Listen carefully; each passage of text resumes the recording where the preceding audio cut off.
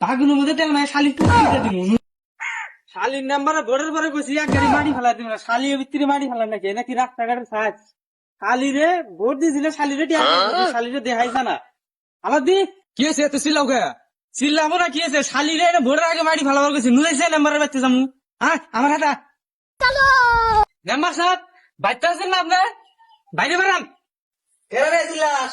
ও গো বাঁচতে তুমি তে চিল্লাবো না কি করবো আপনি ভোট যাওয়ার আগে কি করছেন আমার বাড়ির সামনে এক গাড়ি মাটি ফেলাবেন ভিতরে মাটি ফেলান নাই দেখ বাঁচতে বেরিয়েছিলিস না, তোর একটা বড় জন্য নাম জিতি নাই।